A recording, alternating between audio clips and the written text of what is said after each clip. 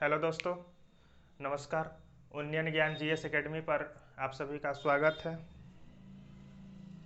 क्या हाल चाल है? ठीक है ना? उम्मीद करते हैं हाल चाल ठीक ही होगा और पढ़ाई लिखाई भी ठीक ही चल रहा होगा, ऐसा हम आशा नहीं कि पूर्ण विश्वास है हमें। चलिए, अब हम लोग पढ़ रहे थे क्या? कोशिका पढ़ रहे थे और आज कोशिका का लास्ट क्लास है। कोशिका के बारे में हमने बहुत चीज़ जिसके संदर्भ में हमने देखा कि कोशिका क्या है, कोशिका के अंदर जितने भी मतलब उसके थे अंग, कोशिका अंगक थे, जैसे कि एंडोप्लाज्मिक रेटिकुलम हो गया, राइबोसोम, लाइसोसोम, प्लास्टिड, जितने भी कोशिका अंगक थे सबके बारे में हमने विस्तार पूर्वक अध्ययन कर लिया है, पढ़ लिया है, देख भी लिया है एग्जाम्पल लेकर के। आज कोशिका के बारे में छोटी छोटी कुछ और चीज़ें हैं, उसके कुछ और कोशिका अंगक हैं, दो चार हैं, ज़्यादा नहीं है, और उसको आज पढ़ेंगे और कोशिका को आज ख़त्म करेंगे।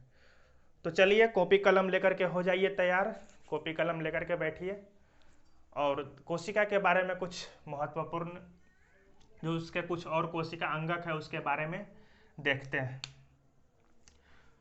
तो कोशिका के बारे में हम देख चुके थे और उसके बाद आज जो महत्वपूर्ण अंगक है उसके बारे में देखते हैं। और आगे वाले जो अंगक है वो है सेंट्रोसोम। ये भी कोशिका का एक महत्वपूर्ण अंगक है जिसका हिंदी होता है तारककाय, तारकाय या तारककाय, जो भी हो, इंग्लिश नेम उसका सेंट्रोसोम है, तारककाय। ठीक। ये तारककाय जो होता है यानी कि सेंट्रोसोम जो होता है ना, ये जो केवल और केवल केवल जो है एनिमल यानी कि इसको ऐसे कह सकते हैं, एनिमल नहीं, यह केवल जीवों में पाया जाता है, जीवों में, जीवों में बोले तो एनिमल में,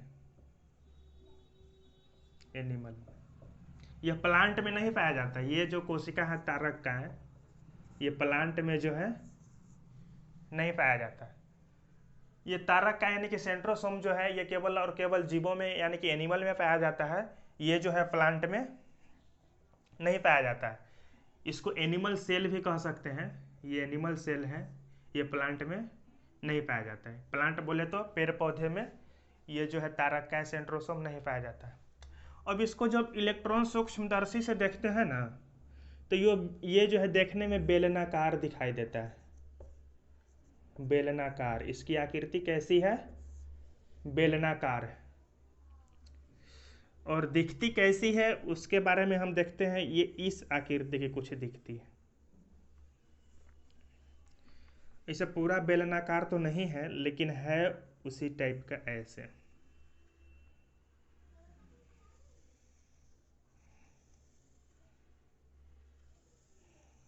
ऐसे हो गया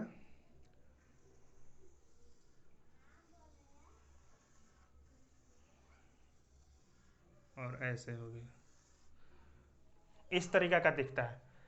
हम बेलनाकार बनाने की कोशिश की, थोड़ा और ये लंबा होगा, इधर से थोड़ा और लंबा होगा, लेकिन समझने का प्रयास कीजिए, बेलनाकार ही दिखता है। पूरा बेलनाकार तो नहीं, लेकिन ये जो है इसकी आकृति कुछ बेलनाकार की आकृति की तरह ही होती है, बेलन के तरह। और यहाँ पर जो होता है ना, कुछ इस तरह की संरचनाएं होती है धागे की तरह। यहाँ पर इस तरह की जो है दोनों तरफ जो है धागे की तरह संरचनाएं होती है, इस तरह की। और ये जो धागे की तरह जो संरचनाएं होती है इसको कहते हैं एस्ट्रल रेज। एस्ट्रल रेज कहते हैं। क्या कहते हैं? Astral raise. इसका इंग्लिश नाम भी वही है और हिंदी नाम भी वही है।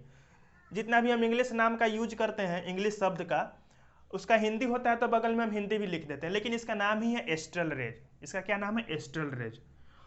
और यहाँ पर जो होता है ना, कुछ दानेदार आकृति की जो है एक संरचना होती है इस जगह पे।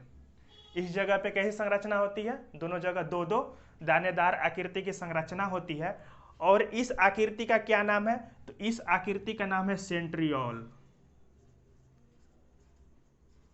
सेंट्रियोल, इस आकृति का क्या नाम है? सेंट्रियोल। बस इसके बारे में इतना ही देखेंगे। ये जो है तारक का केवल और केवल एनिमल सेल में पाए जाते हैं और इसकी आकृति बेलनाकार होती है और ये जो धागेनुमा संरचना होती है इसका नाम है एस्ट्रल रेज। और ये जो है जो दो दानेदार आकृति की संरचना होती है इसका नाम है सेंट्रियोल। ये सब नाम याद रखना इसलिए जरूरी है कि एग्जाम में डायरेक्ट यहीं से प्रश्न आते हैं। प्रश्न कैसे आएंगे कि सेंट्रियोल किससे संबंधित है, और ऑप्शन में 4 रहेगा, राइबोसोम दे देगा, एंडोप्लाज्मिक रेटिकुलम दे देगा, लाइसोसोम दे देगा और एक ऑप्शन रहेगा सेंट्रोसोम। लाइसोसोम, सेंट्रोसोम, राइबोसोम और एक किसी तरह का और दे देगा, अंतःप्रद्रवयी जालिका दे दिया। और ये सेंट्रोल किससे संबंधित है? तो सेंट्रोल जो है सेंट्रोसोम से संबंधित है। फिर एस्ट्रल रेज किससे संबंधित है? तो एस्ट्रल रेज भी सेंट्रोसोम से संबंधित है। तो यहाँ से जो है डायरेक्ट एग्जाम में प्रश्न आते हैं, इसलिए जो है इससे संबंधित जो भी है इसको सेंट्रोसोल, इसको सेंट्रियोल कहते हैं और इसको एस्ट्रल रे कहते हैं। तो इसको इस तरह से याद रखना जरूरी है। इसका कार्य क्या है तारक काय का? तो इसका जो कार्य जो है ना, ये कोशिका विभाजन में मदद करता है। इसका एक यही कार्य है, कोशिका विभाजन में जो है ना मदद करता है ये। इसका कार्य क्या है तारक काय का? तो यह कोशिका विभाजन में मदद करता है। इसका मतलब ये नहीं है कि जो तारक काय यानी कि सेंट्रोसोम प्लांट सेल में नहीं पाए जाते हैं तो वहाँ पर कोशिका विभाजन नहीं होता है, वहाँ पर भी होता है। लेकिन ये सेंट्रोसोम जो है मुख्य तौर पर जीव में ही पाए जाते हैं, यानी कि एनिमल सेल में ही पाए जाते हैं और इनका जो मुख्य कार्य है कोशिका विभाजन में मदद करना। ठीक, सेंट्रोसोम के बारे में इतना चीज़ याद रखेंगे। ठीक है, क्लियर है? यहाँ तक कोई दिक्कत नहीं है। इसके आगे देखते हैं अब।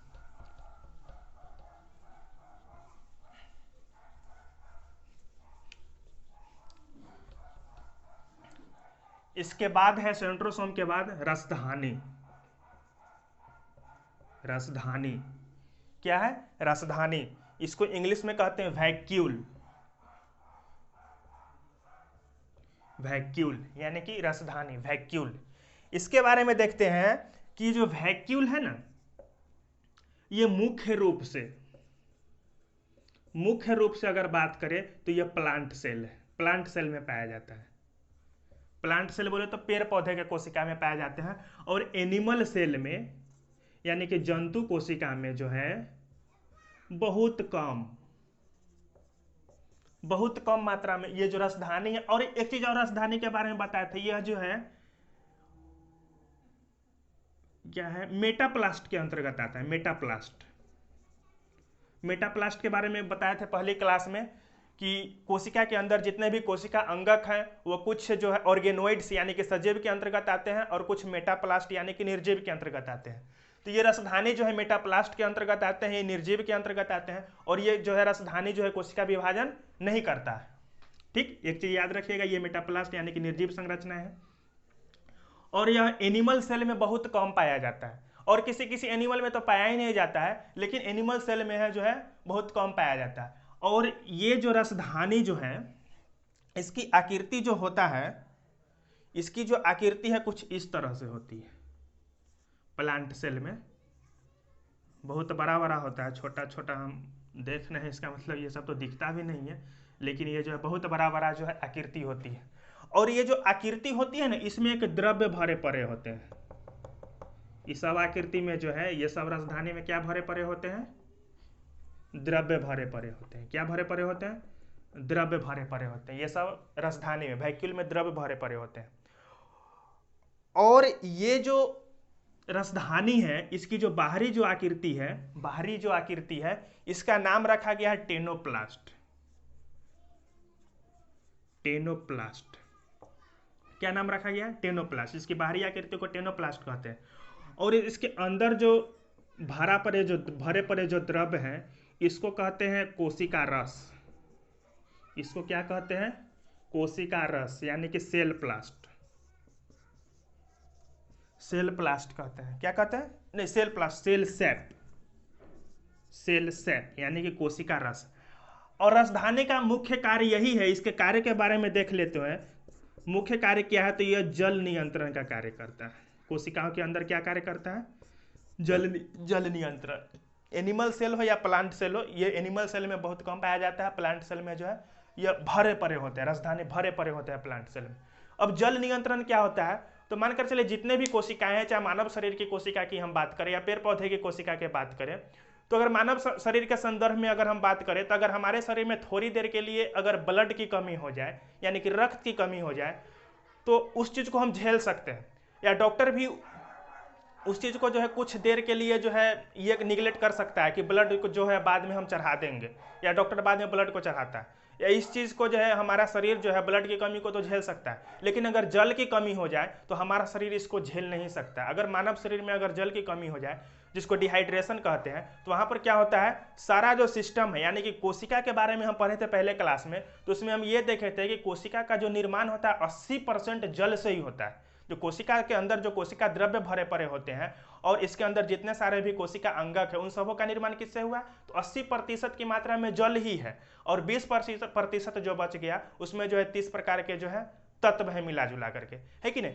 तो अगर जल का कमी हो जाए तो मानव शरीर के जितने भी अंग बने हैं वो कोशिका से ही मिलकर के बने हैं। अगर अंदर के सिस्टम की बात करें तो हार्ट हो गया, छोटी आंत हो गया, बड़ी आंत हो गया, किडनी हो गया, लीवर हो गया, फेफड़ा हो गया, या फिर जितने भी अंदर की संरचना है वो सब कोशिका से ही बने हैं, और कोशिका में 80% जल का योगदान रहता है कोशिका बनाने में। अगर जल का कमी हो जाए तो ये सारा सिस्टम क्या हो जाएगा, एक बैग फ्लॉप कर जाएगा, एक बैग काम करना बंद कर देगा, हार्ट धड़कना बंद कर देगा, किडनी का काम है ब्लड प्यूरिफायर करना, वो अपना काम बंद कर देगा, छोटी आंत का काम है भोजन पचाना, वो बंद कर देगा, तो सारा सिस्टम एक ही बार फ्लॉप कर जाएगा। तो यहाँ पर जो अगर जल की कमी हो जाए मानव शरीर में, तो यहाँ तक कि मनुष्य की मृत्यु तुरंत हो सकती है। अगर ब्लड की कमी हो तो थोड़ी देर के लिए वह झेल सकता है उस चीज को, लेकिन अगर जल की कमी हो जाए तो मनुष्य की मृत्यु जो है तत्काल हो भी सकती है कि नहीं, और ऐसा होता भी है। तो जो है जल की अगर कमी हो जाए तो उसको जो है मानव शरीर या किसी भी प्लांट सेल जो है या एनिमल सेल की बात करें तो वो झेल नहीं सकता है। तो यही काम है राजधानी का। राजधानी क्या करता है, ये जल नियंत्रण का कार्य करता है। इसके अंदर जो द्रव्य भरे पड़े हैं इसमें जल नियंत्रण का कार्य इसके द्वारा किया जाता है। किसके द्वारा, कोशिका रस, यानी कि कोशिका रस का जो निर्माण हुआ है ये जो है क्या करता है, अगर कोशिका के अंदर अगर जल की मात्रा ज्यादा हो गया तो ये ऑब्जर्व कर लेता है अपने अंदर, इसको ये कर स्टोर करके रखता है। अगर कोशिका के अंदर जल की मात्रा ज्यादा हो गया तो ये स्टोर करके रखता है, और जैसे ही कोशिका के अंदर जल की कमी होती है तो है जो यहाँ से जो है कोशिका रस को रिलीज कर देता है। यही है जल नियंत्रण। जल नियंत्रण का कार्य करता है। लेकिन ये कितना रिलीज करेगा, अगर बहुत मात्रा में अगर जल की कमी हो जाए तब तो ये इसके अंदर जो भी द्रव्य है इतना ही ना रिलीज करेगा जितना ये स्टॉक करके रखा है। अगर बहुत भारी मात्रा में अगर जल की कमी हो जाए तो यहाँ का भी जो है खत्म हो जाएगा और सारा सिस्टम एक बार में क्या हो जाएगा, ठप पड़ जाएगा, और इसी कारण जो है डिहाइड्रेशन की वजह से मनुष्य की मृत्यु होती है। तो राजधानी के बारे में इतनी सारी बातें काफी थी, याद रखिएगा। इससे आगे देखते हैं राजधानी। इसके आगे का जो कोशिका अंगक है वो है केंद्रक। जैसे कि ये कोशिका था, ये हमारा केंद्रक था। कोशिका का जो आकार होता है ये सेल मेम्ब्रेन यानी कि कोशिका झिल्ली होती है, ये निर्धारित करता है।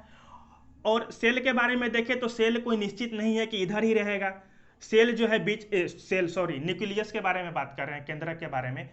केंद्रक जो है ये कोई जरूरी नहीं है कि साइड में ही रहेगा, या ये भी जरूरी नहीं है कि ये बीच में भी रहेगा, है कि नहीं। या ये भी जरूरी नहीं है कि किसी कोशिका के अंदर एक ही केंद्रक रहेगा। किसी किसी कोशिका के अंदर तो दो दो केंद्रक रहते हैं, तीन तीन रहते हैं, चार चार रहते हैं। और किसी कोशिका के अंदर तो केंद्रक जो है, हाँ, केंद्रक एक रहते हैं, दो रहते हैं, या दो से अधिक भी रहते हैं। कहीं कहीं बीच में भी रहते हैं, कहीं कहीं जो है साइड में भी रहते हैं। तो यहाँ पर केंद्रक के बारे में थोड़ा सा विशेष जानकारी ले लेते हैं। केंद्रक, कोशिका के केंद्रक को देखते हैं। ये केंद्रक जो है ना, केंद्रक जो है दोहरी झिल्ली का बना हुआ होता है।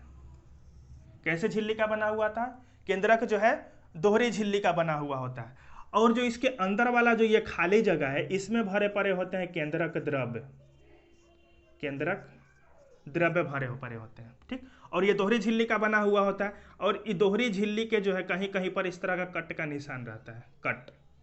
कट का निशान क्यों रहता है, तो यहाँ पर जो है केंद्रक द्रव्य भरे पड़े हैं, ऐसे समझ लीजिए। और यहाँ पर क्या है, कोशिका द्रव्य है। अंदर में जितने भी जो है कोशिका अंगक थे वो सब कहाँ है, कोशिका द्रव्य में है। तो ये जो केंद्रक द्रव्य जो है ना, यहाँ पर कट का निशान इसलिए रहता है इस तरह का संरचना में ऐसा कटा हुआ कि कोशिका द्रव्य यानी कि यहाँ पर क्या है, इस तरह से देखें तो कोशिका द्रव्य, अंदर में क्या है, केंद्रक द्रव्य। तो कोशिका द्रव्य और केंद्रक द्रव्य के बीच क्या हो सके, आदान प्रदान हो सके, आदान प्रदान। इसीलिए जो है अंदर में केंद्रक द्रव्य भरा पड़ा होता है, और जो है यहाँ पर कटा मतलब कट टाइप का निशान रहता है, और इसी रास्ते से जो है कोशिका द्रव्य और केंद्रक द्रव्य का जो है आदान प्रदान आसानी से हो सके। और ये बीच में जो ये खाली जगह जो दिख रहा है, इस तरह का बीच में जो खाली जगह जो दिखा, ये दोहरी झिल्ली है, और दोहरी झिल्ली के बीच में क्या है, खाली जगह। तो बीच में जो खाली जगह है इसका नाम है pre nuclear shape, pre nuclear shape, इसका नाम क्या है, प्री न्यूक्लियर शेप। और इस प्री न्यूक्लियर शेप में डीएनए भरा पड़ा होता है। डीएनए क्या भरा पड़ा होता है, डीएनए, डीएनए इसी में रहता है। इससे पहले भी देखे थे कि माइटोकॉन्ड्रिया के बारे में जब हम पढ़ रहे थे, माइटोकॉन्ड्रिया के बारे में, तो इसके अंदर भी डीएनए था, डीएनए संरक्षित करके रखा था, आरएनए था, राइबोसोम था, इस चीज को अपने अंदर स्टॉक करके रखा था, लेकिन ये बहुत कम मात्रा में था यहाँ पर डीएनए। लेकिन ये जो है प्री न्यूक्लियर शेप, ये जो है अपने अंदर जो है ना डीएनए को भरपूर मात्रा में स्टॉक करके रखता है। डीएनए जो है इसी में जो है पूरा में चारों तरफ से जो है डीएनए भरे पड़े होते हैं। ठीक, इसके संदर्भ में कुछ और बात इधर कर लेते हैं केंद्रक के बारे में। ये रहा क्या, केंद्रक, केंद्रक यही था, इसी कड़ी को आगे बढ़ाते हैं। तो केंद्रक ये रहा ना, तो इसके अंदर और क्या होता है कि इस तरह का संरचना होता है, जाली नुमा संरचना है, इस तरह की संरचना होती केंद्रक के अंदर, इस तरह की संरचनाएं होती है, जालीनुमा संरचनाएं होती है केंद्रक के अंदर।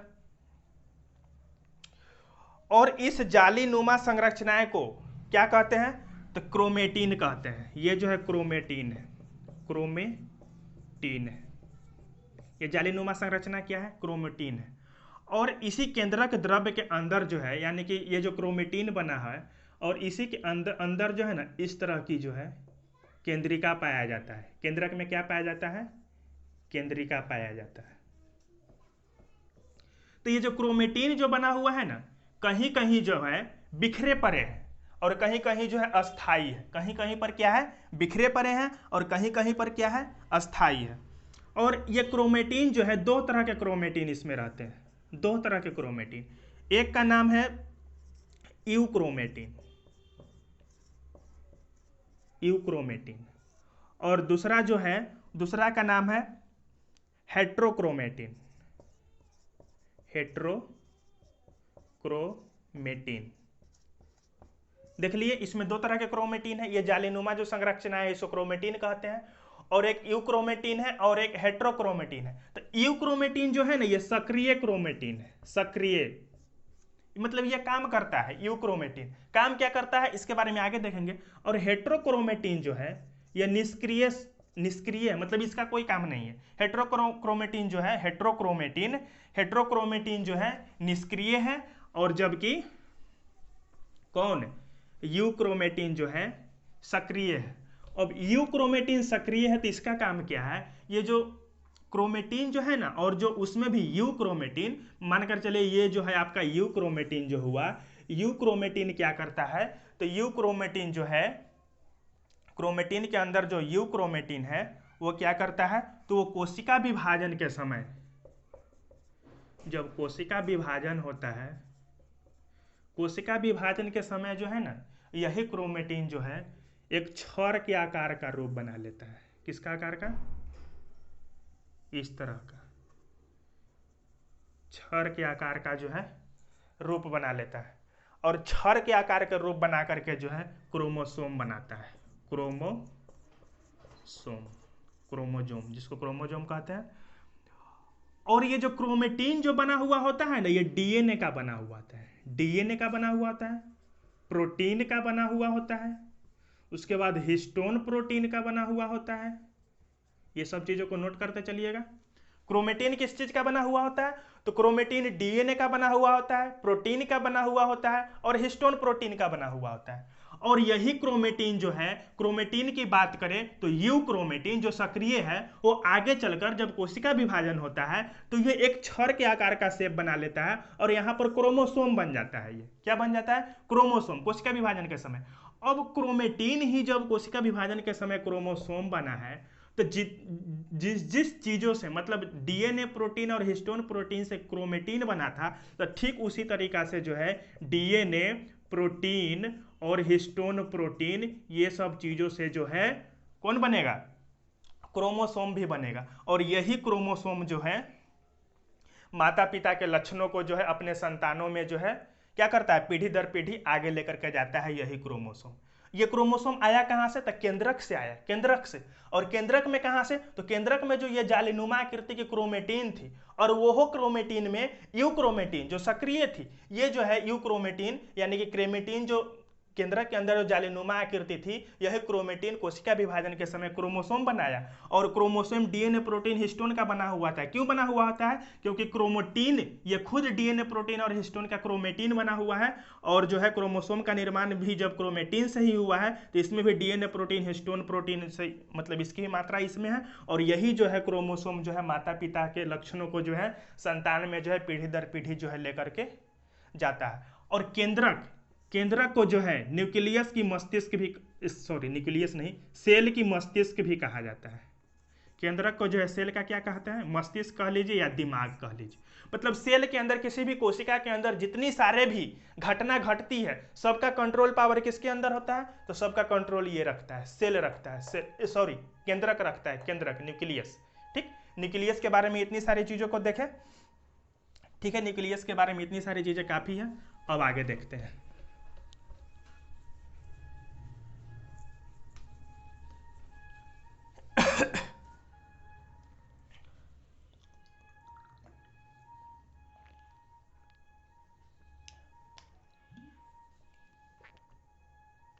यहां तक समझ में आ रहा है ना? यहां तक तो कोई दिक्कत नहीं है।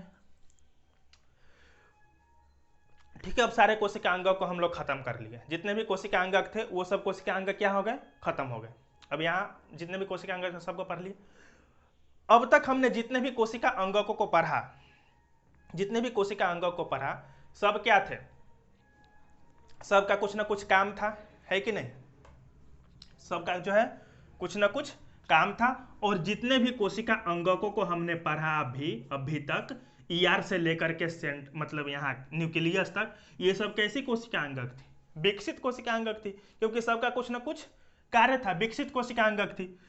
तो विकसित जो कोशिका अंगक है ना, इसको कहते हैं यूकैरियोटिक। यूकैरियोटिक, यूकैरियोटिक और प्रोकैरियोटिक में बहुत सारे लड़कों का कंफ्यूजन रहता है, तो उसको अभी हम दूर कर देते हैं। अभी तक जितने भी हमने कोशिका अंगकों को पढ़ा वो सब विकसित कोशिका अंगक थी, और उसको क्या कहते हैं? यूकैरियोटिक कहते हैं। और अविकसित, सीधी सी बात है, जब विकसित कोशिका अंगों को यूकैरियोटिक कहेंगे तो जो कम विकसित रहेगा यानी कि अविकसित जो रहेगा उसको प्रोकैरियोटिक कहेंगे। उसको क्या कहेंगे?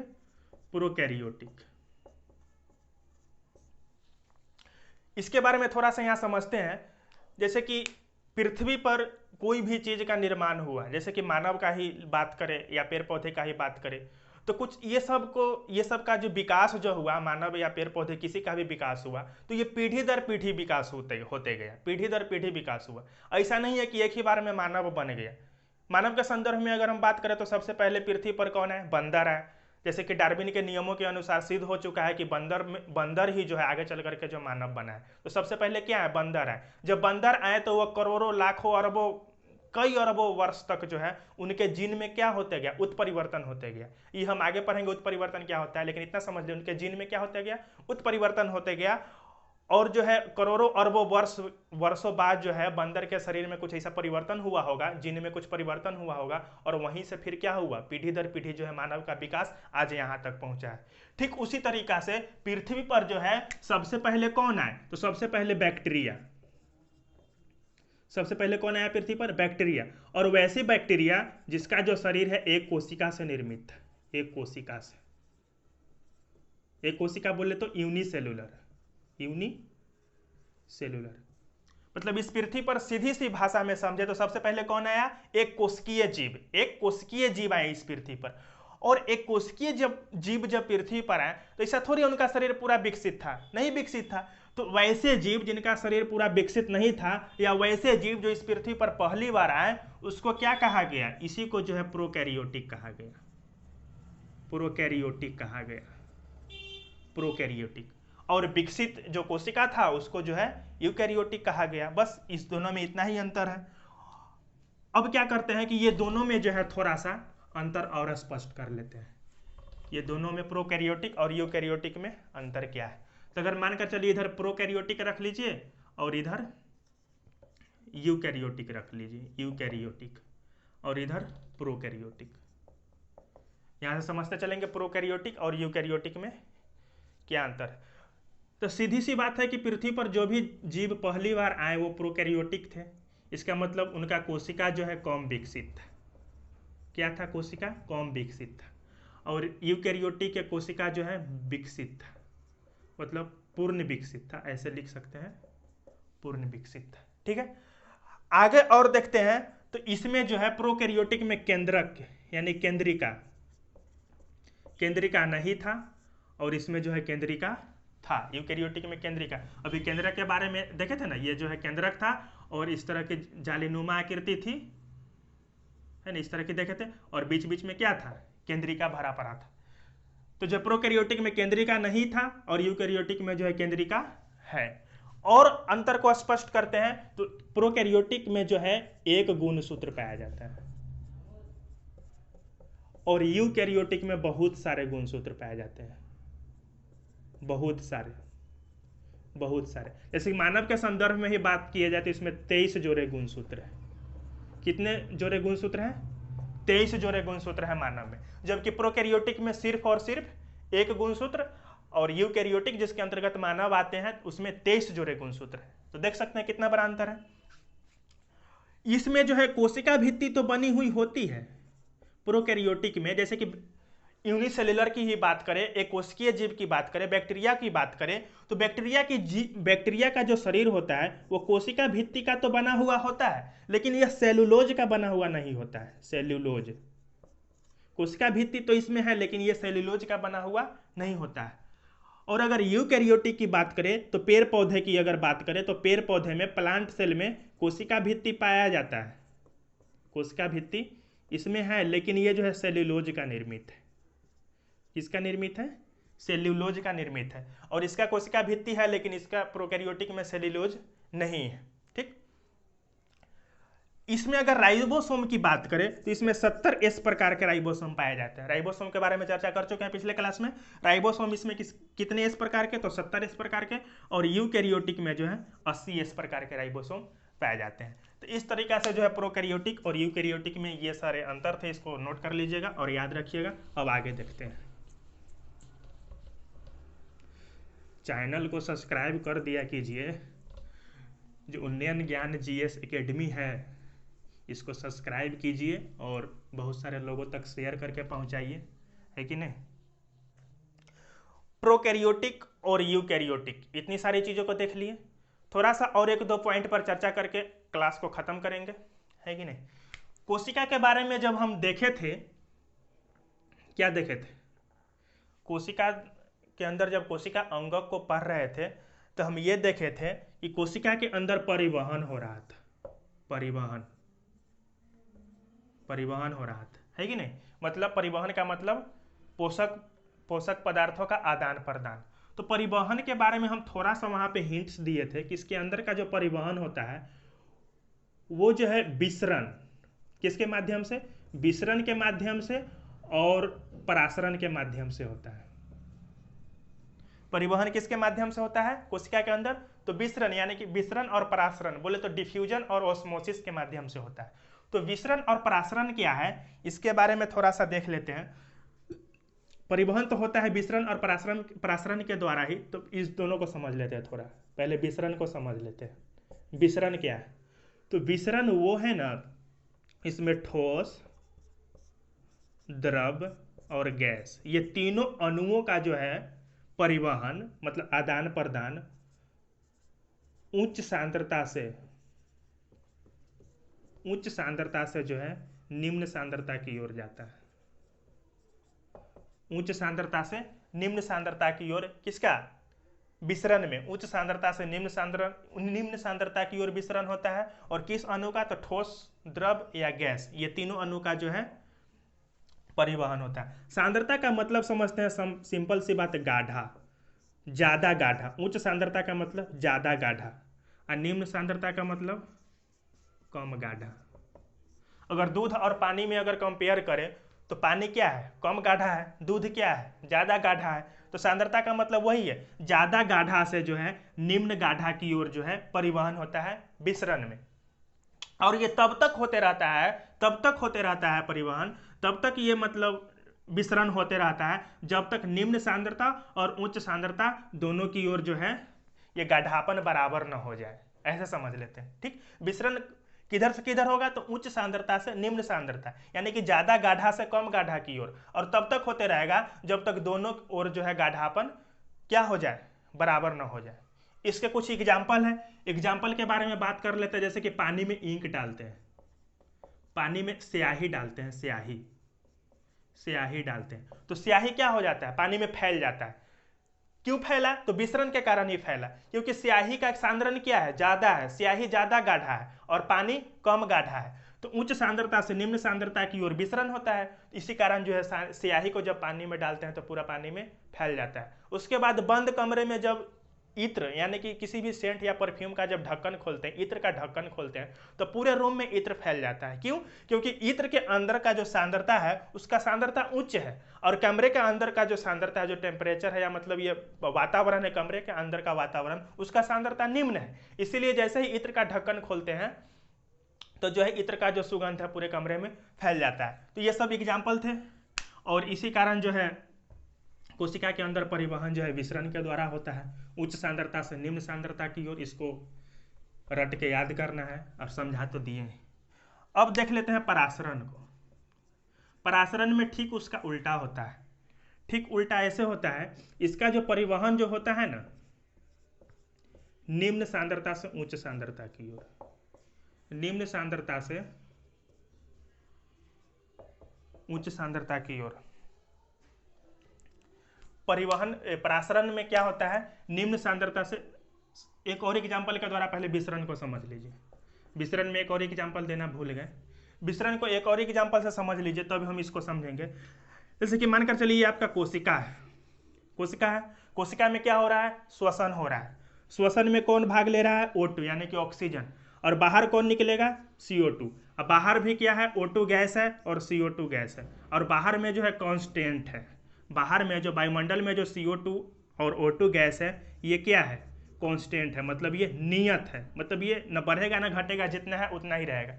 लेकिन कोशिका के अंदर जब श्वसन हो रहा है तो इसमें O2 आ रहा है कि नहीं? O2 जो है अभिक्रिया कर रहा है और CO2 गैस बन रहा है। तो जब O2 जब अभिक्रिया कर रहा है तो O2 क्या होगा? स्वाभाविक सी बात है, कमेगा, और CO2 की मात्रा क्या होगा?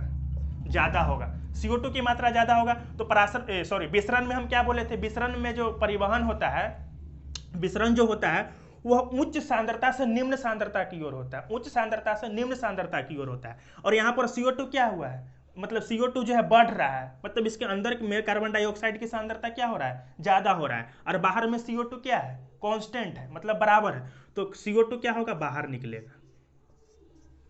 अब O2 को समझते हैं। O2 मतलब ऑक्सीजन जो है यहाँ पर क्या कर रहा है? रिएक्शन कर रहा है, अभिक्रिया कर रहा है, और CO2 बना रहा है। तो ऑक्सीजन जब यहाँ पर अभिक्रिया कर रहा है, CO2 बना रहा है, तो ऑक्सीजन की जो सांद्रता होगी, स्वाभाविक सी बात क्या होगा? यहाँ पर कमेगा। ऑक्सीजन की सांद्रता क्या होगा? कमेगा। और वायुमंडल में जो ऑक्सीजन है ये कांस्टेंट है, इसका सांद्रता तो बराबर है, और यहाँ पर सांद्रता कम हो गया। जब यहाँ पर सांद्रता कम हो गया और यहाँ पर जब वायुमंडल में जब कांस्टेंट है, तो इसकी सांद्रता क्या होगा? बढ़ेगा। बढ़ेगा कह लीजिए, या बराबर ही है, और इसकी सांद्रता जब कम हो गई, तो जैसे ही ऑक्सीजन की सांद्रता यहाँ पर कम हो गई तो ऑक्सीजन का विसरण अंदर की ओर तरफ होने लगेगा। इसी तरीका से जो है कोशिका में श्वसन होता है, यहाँ पर CO2 ऑक्सीजन और कार्बन डाइऑक्साइड के द्वारा समझा दिए। अब देखते हैं परासरण को। तो परासरण जो है निम्न सांद्रता से उच्च सांद्रता की ओर जाता है, और विसरण में ये देखे थे कि विसरण में जब परिवहन होता है, मतलब विसरण होता है, तो विसरण ठोस, द्रव और गैस तीनों अणुओं में होता है, जबकि परासरण में केवल और केवल जल में होता है। परासरण कहाँ पर होगा? केवल और केवल जल में होगा। और निम्न सांद्रता से उच्च सांद्रता, निम्न सांद्रता बोले तो यह कम गाढ़ा है, और कम गाढ़ा है तो यहाँ पर इसका मतलब पानी ज़्यादा है, पानी की मात्रा इसमें ज़्यादा है, इसलिए तो यह कम निम्न सांद्रता है। किसी भी घोल में अगर हम पानी की मात्रा को ज़्यादा करेंगे तो वो क्या होगा? निम्न सांद्रता, मतलब वो पतला हो जाएगा। और इसकी सांद्रता उच्च है, जब इसकी सांद्रता उच्च है इसका स्वाभाविक सी मतलब है कि यहाँ पर क्या है? पानी की मात्रा इसमें कम है, बस यही सी बात है। और परासरण जो है केवल द्रव्य में होता है, जल में होता है, और निम्न सांद्रता से उच्च सांद्रता की ओर जो है परासरण होता है। और यह परासरण होने के लिए एक और मतलब यहाँ पर जो है निम्न सांद्रता से उच्च सांद्रता की ओर जाने के लिए यहाँ पर अर्धपारगम्य झिल्ली का रहना जरूरी है। अर्धपारगम्य झिल्ली, यहाँ पर यह झिल्ली नहीं रहेगा तो फिर ये जो है परासरण नहीं हो पाएगा, इसलिए परासरण होने के लिए यहाँ पर जो है झिल्ली का रहना जरूरी है। ठीक, परासरण समझ गए। थोड़ा सा और परासरण के बारे में देख लेते हैं, बस थोड़ा सा, उसके बाद समाप्त करेंगे। परासरण जो है तीन तरीका से होता है। एक होता है समपरासरी, समपरासरी विलयन, समपरासरी विलयन हो गया। एक होता है अल्पपरासरी विलयन, अल्पपरासरी विलयन। और एक क्या होता है? एक होता है अतिपरासरी विलयन, अतिपरासरी विलयन। तो पहले समपरासरी विलयन को समझते हैं। मानकर चलिए ये हम किसी मतलब एक बर्तन ले लिए, क्या ले लिए? एक बर्तन ले लिए, इस बर्तन में रख दिए क्या? विलयन, विलयन रख दिए। ठीक, इस बर्तन में क्या भरा पड़ा है? विलयन। और अब समझ रहे हैं किसको? समपरासरी विलयन को। तो इस बर्तन में जो विलयन भरा पड़ा है, तो इस बर्तन के विलयन की जो सांद्रता है, और इसमें हम एक डाल दिए कोशिका, यानी कि सेल डाल दिए, और ये कोशिका के अंदर तो द्रव भरा पड़ा है, द्रव है कि नहीं? तो कोशिका के अंदर जो कोशिका द्रव या जीव द्रव है उसका भी सांद्रता होगा, और इस विलयन का सांद्रता और ये कोशिका का सांद्रता दोनों बराबर है, तो यहां पर परासरण नहीं होगा। क्यों नहीं होगा? क्योंकि इसके कोशिका के अंदर की जो सांद्रता है वो, और इस बर्तन में जो हम विलयन डाले हैं उसकी सांद्रता है वो, दोनों बराबर, मतलब ये भी गाढ़ा है तो ये भी गाढ़ा है, ये भी पतला है तो ये भी पतला है, और उसी रेशियो में पतला है। जितना पतला ये है उतना ही पतला ये है, जितना ही गाढ़ा ये है अगर उतना ही गाढ़ा ये है। कहने का मतलब कोशिका द्रव यानी किसी भी कोशिका का, कोशिका के अंदर का जो कोशिका द्रव है उसकी विलयन की सांद्रता, हाँ उसके कोशिका की सांद्रता, और ये बर्तन में डाला गया विलयन की सांद्रता, अगर वो दोनों सेम है तो यहाँ पर परासरण नहीं होगा। और जब परासरण नहीं होगा तो कोशिका के आकार में कोई परिवर्तन नहीं होगा। कोशिका के आकार में जो है, आकार में कोई परिवर्तन नहीं होगा, नहीं यह बढ़ेगा न घटेगा, और न ही इसके आयतन में किसी तरह के परिवर्तन होगा। अब देखते हैं इसके बाद अल्पपरासरी को, अल्पपरासरी विलयन। अल्पपरासरी विलयन को समझते हैं। मानकर चलिए ये बर्तन है, ठीक, और इसमें भरती है हम विलयन, अल्पपरासरी विलयन है। अल्प का मतलब ही होता है कम, तो इसका मतलब है कोशिका का जो, कोशिका, किसी भी कोशिका यानी किसी भी कोई भी जो सेल होगा, यानी कोई भी जो सेल होगा, कोई भी जो कोशिका होगा, इसकी जो सांद्रता है ज्यादा होगी, किससे? विलयन से।